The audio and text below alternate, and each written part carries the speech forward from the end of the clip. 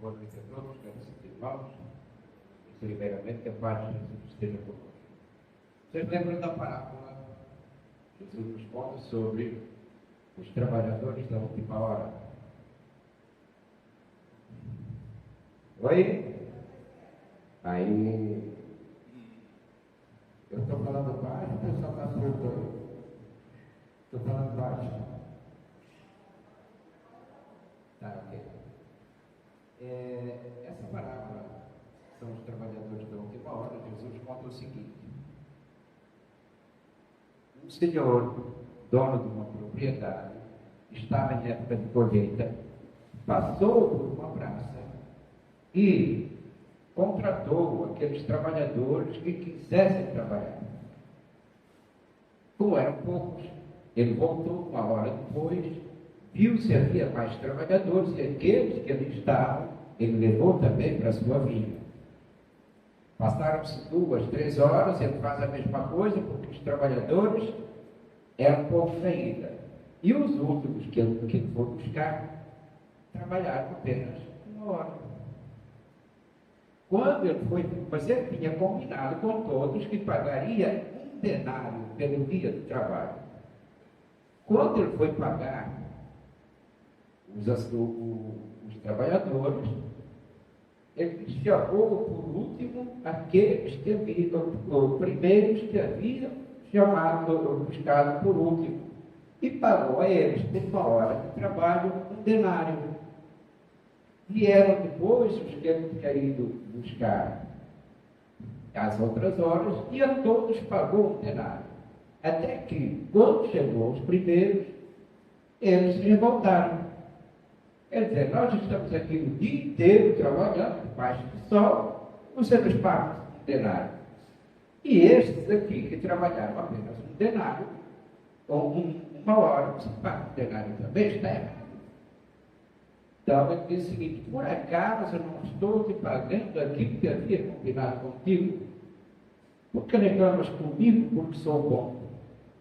Porque ele havia combinado, e então que ele disse: os últimos serão os primeiros serão os últimos. Bom, apenas para lembrar quem tinha esquecido a parábola, porque eu quero buscar aqui uma mensagem de um espírito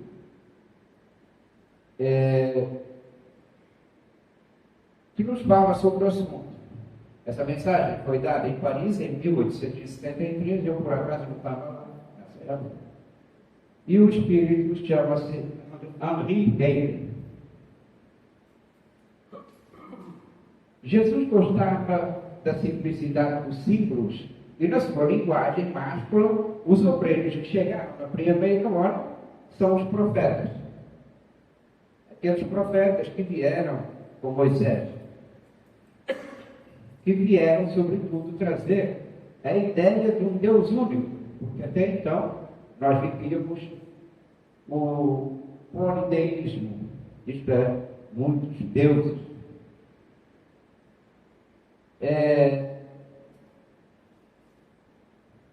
São os profetas Moisés e todos os iniciadores que marcaram as etapas do progresso, as quais continuaram a ser assinaladas através dos séculos pelos apóstolos, pelos mártires, pelos pais da igreja, pelos sábios, pelos filósofos e, finalmente, pelos espíritas. E quando a gente fala de espírita, a gente não está falando dos médicos. Espírita é todo aquele que encontrou na doutrina espírita o caminho para a sua evolução, para o conhecimento e para o seu aperfeiçoamento.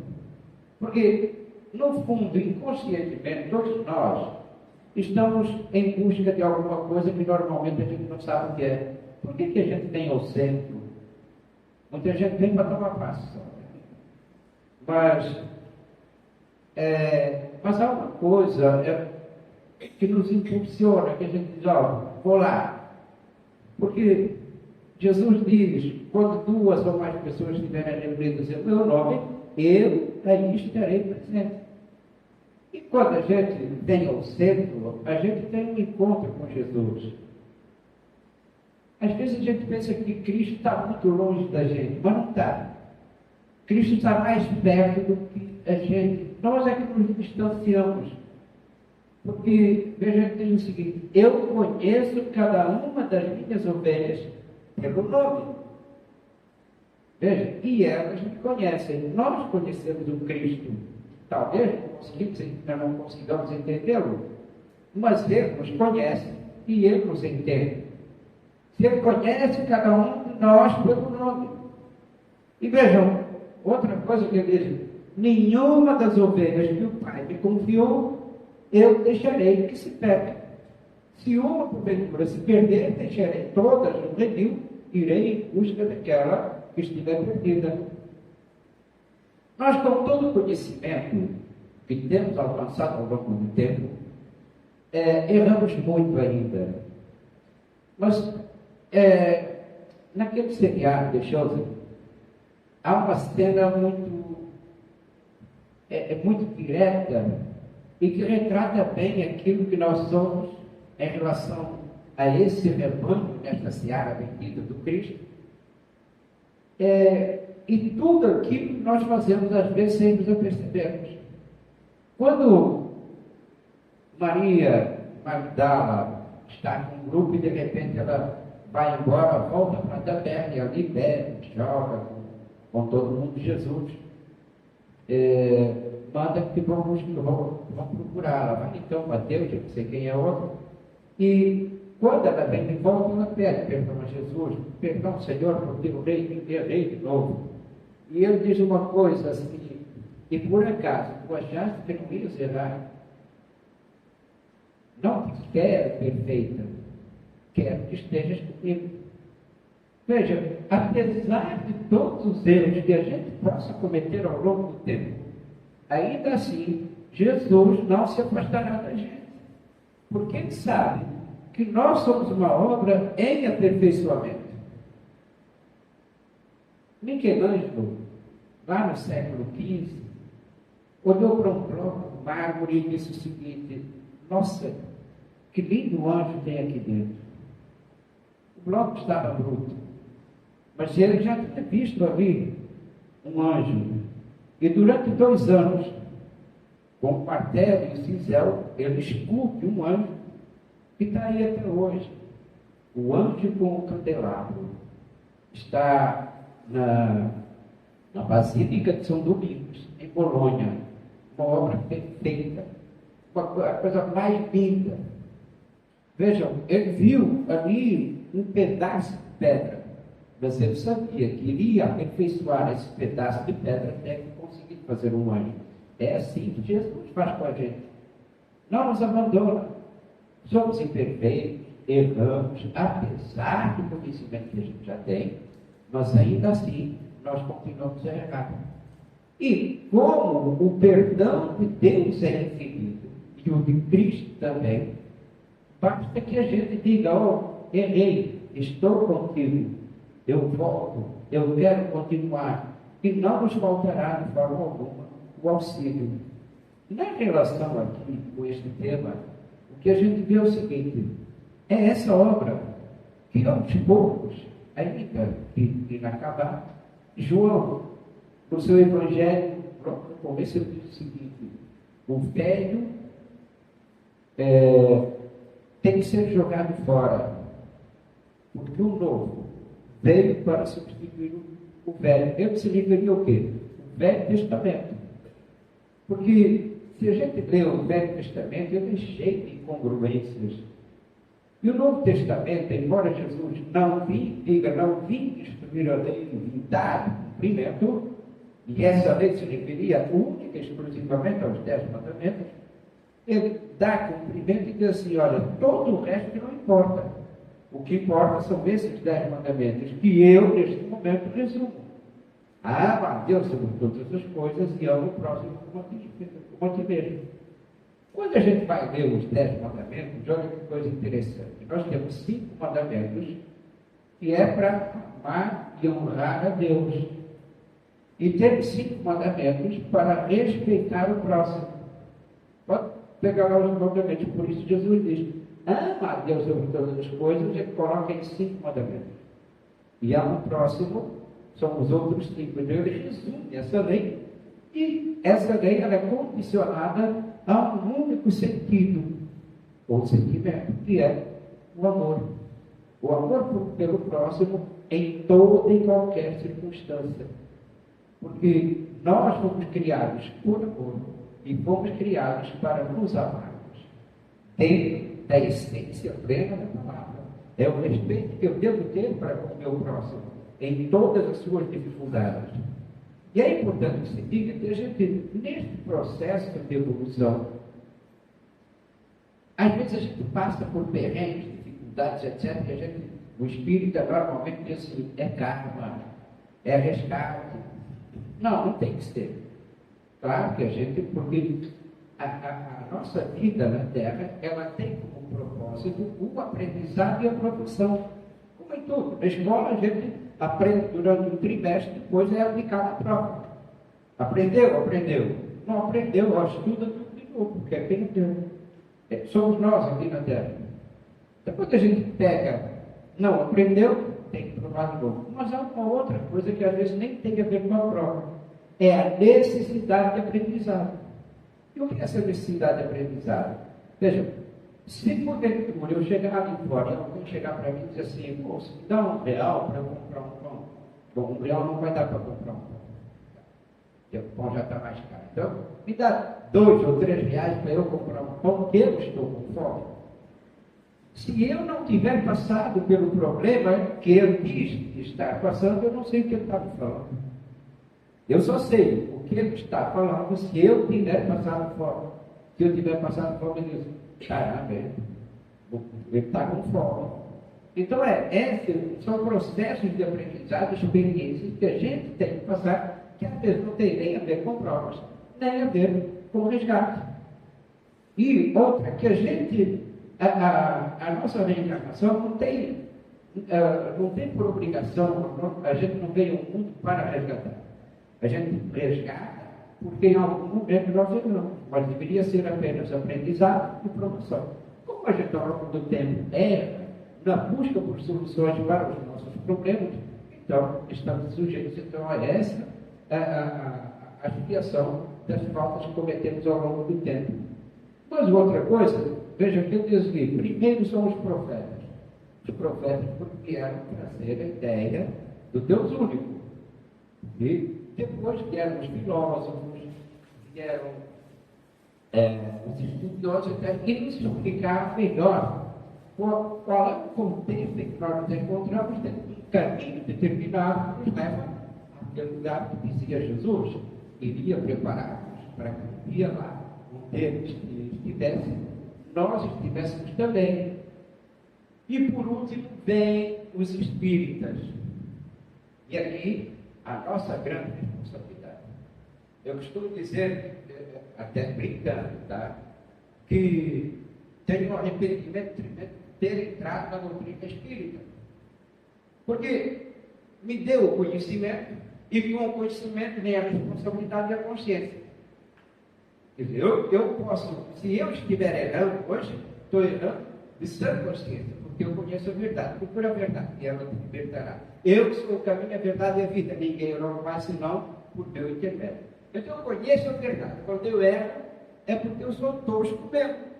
Então, eu continuo errando. Mas eu tenho a responsabilidade de agir de acordo com os meus princípios. Porque eu posso fazer tudo na vida, mas eu não posso enganar a mim mesmo. Eu não posso trair a mim mesmo. E essa é a minha grande responsabilidade. Aliás, a responsabilidade de cada um de nós. É verdade que até mesmo dentro do cristianismo, com toda certeza, a gente já passou pelo catolicismo, nas primeiras fileiras do catolicismo. Nós fizemos o protestantismo tal qual Lutero fez, com as suas 95 teses. Nós protestávamos contra um sistema religioso com o qual nós não concordávamos. E vocês vejam, dentro da história da Igreja Católica, da sua formação, em nossa fundação, é que ela vem pela necessidade que o Estado tinha de controlar a religião. Porque era, primeiramente, uma fé cega.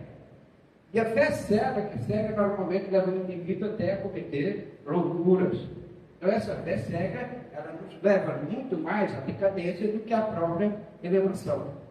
Mas, veja, nós estamos no início do século IV.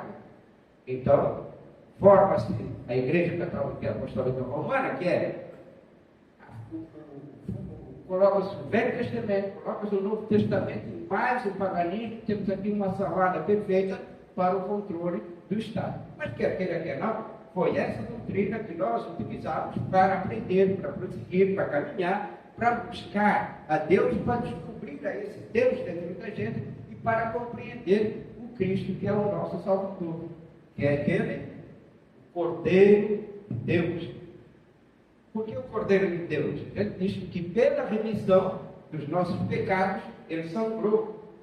Porque a época, lá no Egito, todos os anos, ao final do ano, o indivíduo pegava um cordeiro, ele levava para o templo, ali ele era sangrado dentro do templo pelo sacerdote para redimir os pecados do dono do cordeiro.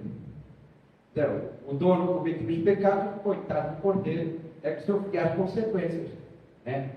Jesus, quando vem, diz: eu sou o Cordeiro de Deus, para quê? Para a gente deixar essa prática. E com o meu sangue, com a minha dor, com o meu sofrimento, eu redimo todos os vossos pecados pela compreensão dos teus. Porque, veja, não adianta nada.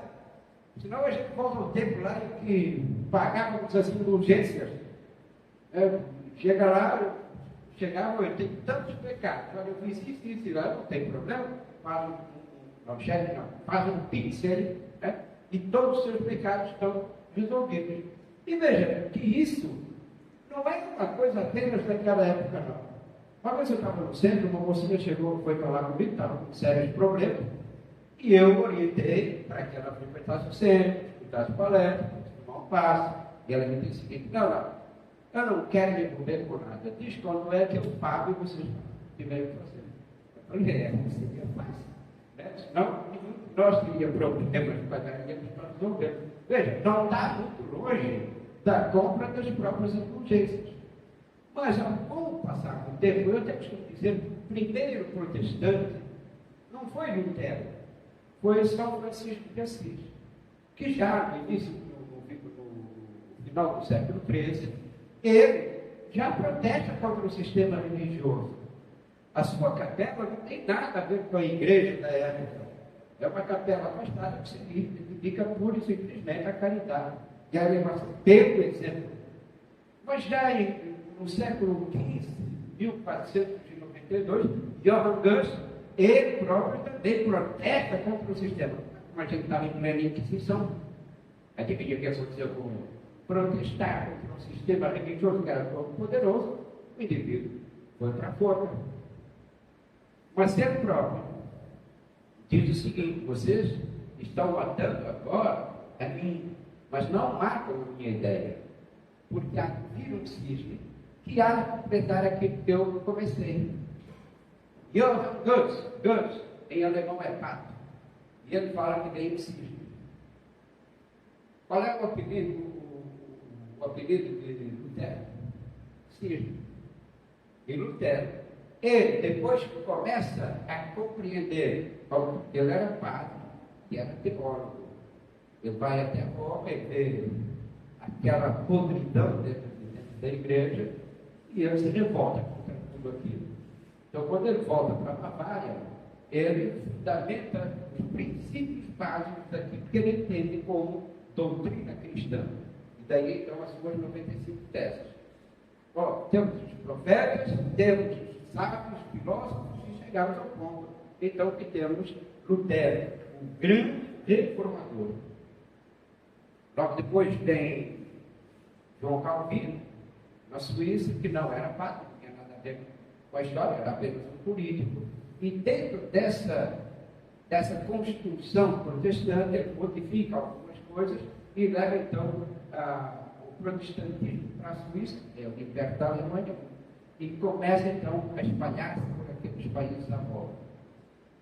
Nós temos agora um princípio, só que um princípio que tira a liberdade, tira o livre-arbítrio de cada um. Então, ali tinham que seguir aquilo à risca, senão eram tirados da igreja. Naquele momento era necessário, porque a visão que havia da humanidade em relação a Deus, ela estava totalmente turpada.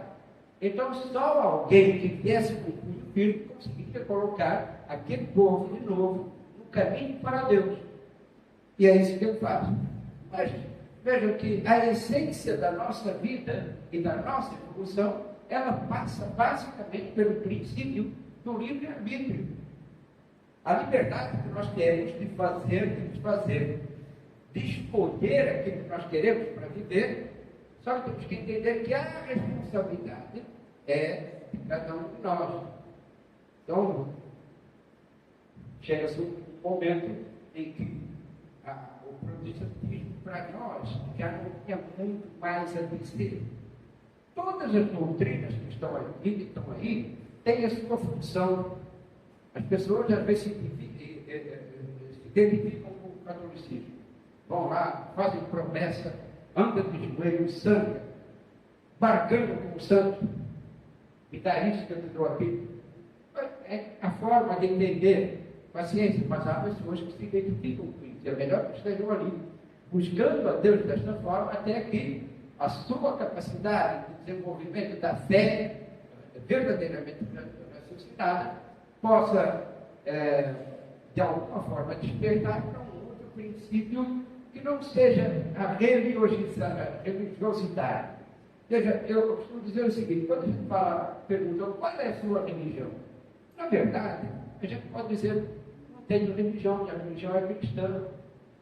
Porque religião é uma palavra que vem do latim, uma palavra composta, remite a Deus. Então, a partir do momento em que eu estou tentando religar a Deus, não é um meio, é um fim. Então, eu não posso dizer que eu sou espírita, se o espírito me leva até Deus, até que eu chegue lá e esteja verdadeiramente religado a Ele. Se eu não estiver, não tenho religião nenhuma.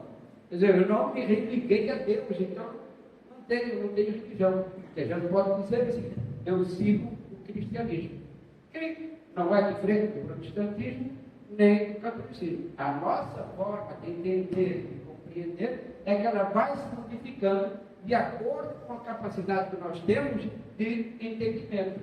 Veja, se alguém chega para mim, se eu for conversar com um irmão evangélico e eu falar sobre a reencarnação, ele vai dizer que eu estou louco, porque não vai entender o que é a reencarnação, como ela se processa, por que ela não existe.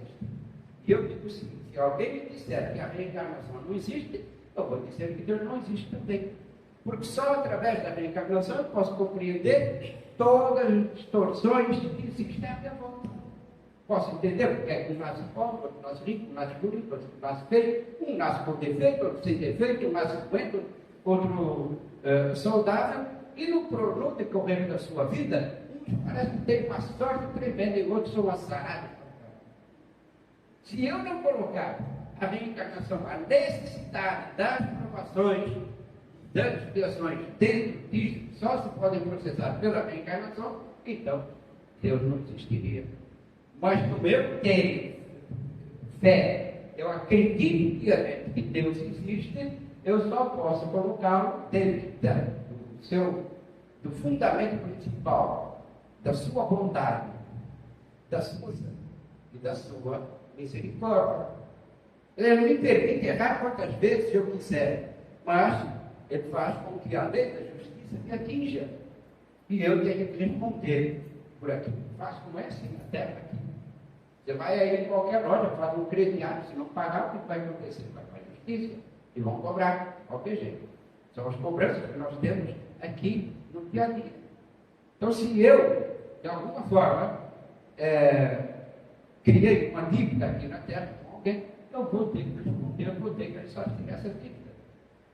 A única coisa que a misericórdia de Deus me permite sempre que eu adquira uma dívida, que eu possa resgatá-la, que eu possa pagá-la. E a ideia do inferno, por si só, ela vai por água abaixo.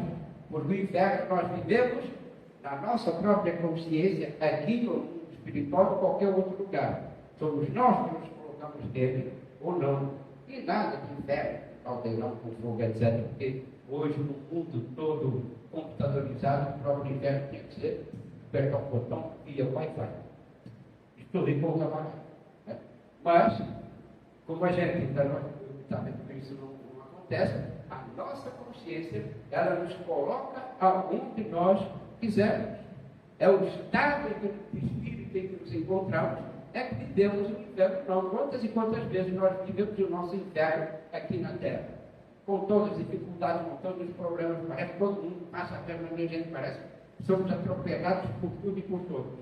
Esses são os infernos, sabe? E nós precisamos elevar o nosso pensamento, colocá-lo, ter como refúgio absoluto a oração. A oração é um refúgio para todos os nossos problemas, porque não é apenas a conversa que nós temos com Deus ou com Cristo, é a conversa conosco mesmos. É nós conversarmos com Deus e extrairmos de nós as coisas mais puras e mais simples que possam existir. Esquece, vou orar, vou rezar o Pai Nosso. O Pai Nosso é uma oração extraordinária. Mas veio sem consciência é uma mentira absoluta que a gente quer contar para Deus, e Deus não aceita mentiras. Porque Ele é a verdade absoluta. Principalmente quando a gente diz assim: perdoa as minhas ofensas, assim como eu perdoo os meus ofensores, com o coração cheio de mágoa contra tudo e contra todos. Então, é melhor não falar isso para Deus, porque Deus está olhando e falando: estou vendo, tá? E como Ele está vendo, que Ele vê tudo, Ele está em todo lugar, então é melhor você ficar pianinha e falar assim: Senhor, eu sou perfeito para cá. Eu sei que eu não mereço, mas quem consegue fazer ele por mim?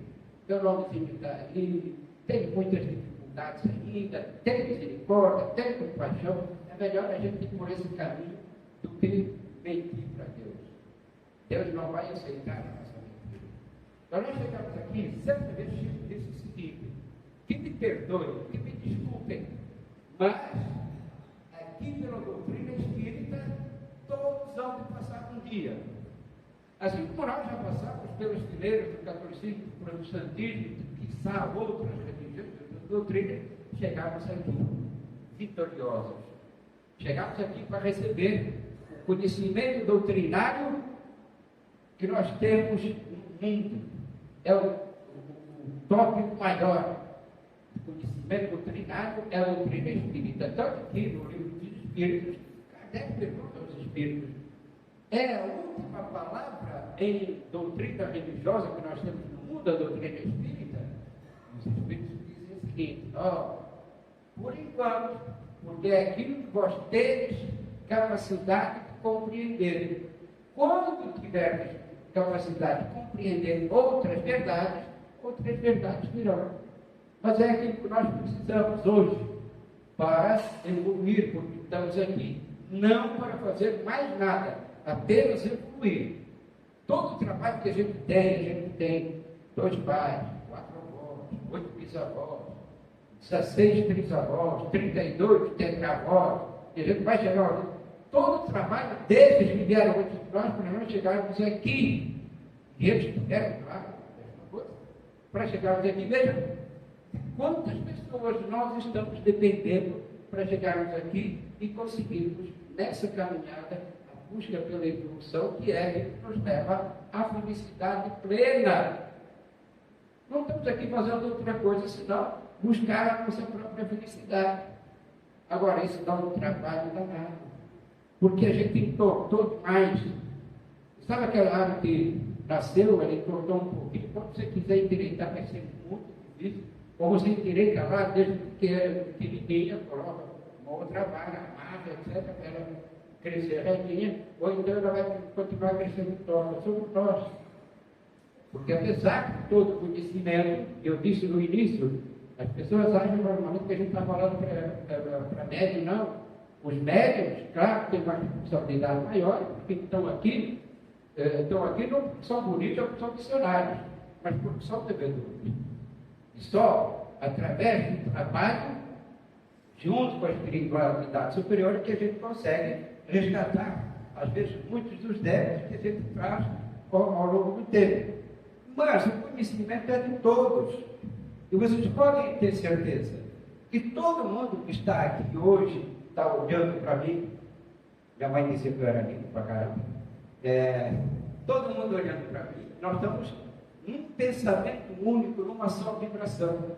E nessa vibração nós criamos uma corrente em que a própria espiritualidade está tirando toda a energia que cada um de nós pode dar e outros materiais, como ectoplasma, para levar para o mundo espiritual. Inconscientemente, todos nós estamos dando um pouquinho de nós. A gente é assim, hoje é terça-feira, nossa, o Jornal Nacional está bom. Nós estamos também. Então hoje eu não fui no centro. E a gente não pode ir no centro só quando a gente não está bem. Veja, você só vai visitar seu pai, sua mãe, só quando você está ruim, tomar, sem grana, adoentado, vou lá visitar papai e mamãe, vou jogar para eles todos os meus problemas. Ou você vai lá visitar seus pais quando você está bem, quando você está feliz, quando você tem uma notícia boa para dar para eles. Assim é Deus é nosso Pai.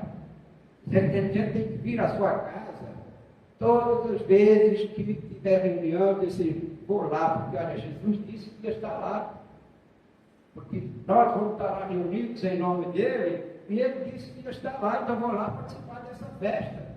E isto é uma festa, é uma alegria. As vibrações são colocadas aqui para todos nós, espíritos encarnados e desencarnados, que tem muitos aqui. E a gente tem que abrir o nosso coração nesses momentos e entender, dar graças a Deus, porque temos conosco a única doutrina que pode verdadeiramente salvar-nos de nós mesmos, das nossas mazelas. Nós não estamos mais, não dizemos mais que o outro vai nos salvar, é o Espírito que vai nos salvar, o Espírito que vai nos atacar. Não, somos nós. Primeiro, não há Espírito que possa me atacar se eu estiver dele comigo mesmo. Segundo, eu tenho um pacto com o meu anjo da guarda. Falei, ó, você fica desse lado, eu fico desse aqui. Quando eu cometer alguma besteira, você me faz tropeçar, que é para eu levantar a cabeça, levantar para cima, para Deus. Então eu vou ver essa luz, que essa sim vai guiar.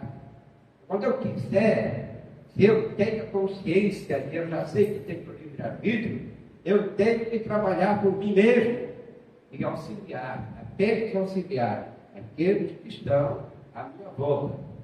Porque o meu trabalho, como pai, por exemplo, cuidar dos filhos que Deus me confiou, é orientá-los. Mas a gente orienta a filha até os 16 anos. A partir dos 16 anos a gente já não consegue mais fazer nada dele, porque eu já tenho vontade própria. E tem que ser assim mesmo. Porque a necessidade que os meus filhos têm não é a mesma necessidade que eu tenho. A necessidade que eu tenho de resgate, de aprendizado, não é a mesma deles. Então eles escolhem o seu próprio caminho, com o seu próprio livre-arbítrio. Vão bater a cabeça?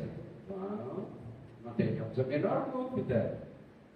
Em Provérbios, nós temos um provérbio que diz assim: filho meu, ata ao pescoço os ensinamentos de teu pai, e não te esqueças dos conselhos da tua mãe. Mas a gente só muito tarde vai despertar para a realidade. Assim mesmo, o próprio Chico diz assim: só muito tarde nós descobrimos que não conseguimos amar bastante. Por quê? Porque diante do conhecimento que a gente tem, a gente poderia ter amado mais. A gente poderia ter feito mais pelo próximo. Não fazemos por quê? A pessoa não vem no centro uma vez por semana, porque nós estamos aqui durante 1 hora. Tem. O dia tem 24 horas, temos 7 dias na semana, mas é muito trabalho a gente vir no centro 1 hora por semana. Um dia chove, um dia faz sol, um dia faz calor, etc. Um dia está com a cabeça cheia, outro dia está com problema. Então não vem no centro. E, no entanto, quando a gente vem aqui buscar essa vibração, trazer para nós essa vibração desse sentido de amor que a gente encontra no ar, então que deveria carregar todas as nossas baterias, porque a gente precisa. O mundo é cheio de problemas. Por quê? Porque os problemas sobre nós mesmos. Olha, a gente diz, a sociedade está perdida, olha, aí é crime para todo lado. Sim, mas essa sociedade é a somatória de todas as nossas qualidades e todos os nossos defeitos. Nós vivemos e convivemos com pessoas mais perfeitas que a gente e pessoas menos perfeitas, mas somos todos nós. E este mundo, da forma que está, fomos nós que construímos. Fomos nós que construímos tudo isso que está aí. Queremos, se quisermos um mundo melhor, nós temos que começar a trabalhar por ele. Como? Fazendo as modificações em nós que nós precisamos, tal qual espíritas que somos. Entender a responsabilidade que nós temos na transformação da sociedade. Ainda mais neste momento que a gente sabe que estamos numa era que a gente estamos no fim dos tempos de um planeta de expiação e provas. E a nossa responsabilidade passa a ser muito maior. Já sabemos que não podemos passar a responsabilidade para fora, para a água, para a biocracia, porque nada nos acontece que não seja exatamente o reflexo das nossas ações.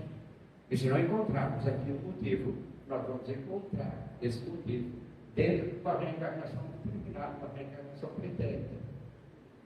Mas o importante é que nós, enquanto trabalhadores desta seara, todos nós, enquanto trabalhadores desta seara, não importa quando chegamos, importa que chegamos. Importa que nós despertamos para a nossa realidade e para a nossa responsabilidade. Importa que a gente tenha consciência plena de que tudo quanto fizermos ao longo do tempo será pela nossa transformação e para a nossa evolução. Mas que, sobretudo, aquele Cristo que por aqui passou, aquele que sangrou pelos nossos pecados para redimirmos, aquele que nos mostrou o caminho e que disse que jamais deixaria que uma das suas ovelhas se perdesse, ele foi e disse, vou preparar-vos um lugar, porque lá onde estiver, vós estareis comigo também. Então, se ele diz que foi preparar-nos um lugar, estamos nós aqui trilhando o caminho para buscar esse lugar, mas com certeza que demore mais ou menos tempo. O lugar está lá, preparado. Cabe a cada um de nós fazer as mudanças em nós, tal como Michelangelo usou o cincel para fazer aquele anjo, o candelabro, que a gente use o nosso cincel para aparar as nossas intervenções e que siga o caminho, porque o lugar está pronto. Cabe a cada um de nós ir lá e ocupá-lo, em nome de Jesus, que é o nosso mestre, o nosso amigo, e o pastor, todos nós que somos as suas ovelhas dentro deste campo imenso que é a sua seara. Muito obrigado a todos, até a próxima, se Deus quiser.